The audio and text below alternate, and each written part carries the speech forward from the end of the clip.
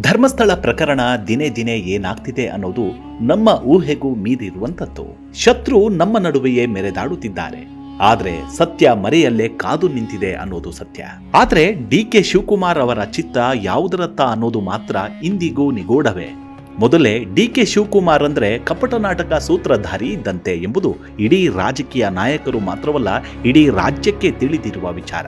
ಅವರು ಏನು ಹೇಳಿದ್ರು ಅನ್ನೋದನ್ನ ಗಮನಿಸಿದ್ರೆ, ಕೆಪಿಸಿಸಿ ಕಚೇರಿ ಬಳಿ ಮಾಧ್ಯಮಗಳ ಪ್ರಶ್ನೆಗೆ ಶಿವಕುಮಾರ್ ಅವರು ಮಾತನಾಡಿ, ಧರ್ಮಸ್ಥಳವನ್ನ ನಾನು ಬಹಳ ಹತ್ತಿರದಿಂದ ನೋಡಿದ್ದೇನೆ. ಅಲ್ಲಿನ ಭಕ್ತಿ, ಶ್ರದ್ಧೆ, ಪ್ರಕ್ರಿಯೆಗಳ ಮೇಲೆ ನನಗೆ ನಂಬಿಕೆ, ಆತ್ಮವಿಶ್ವಾಸವಿದೆ.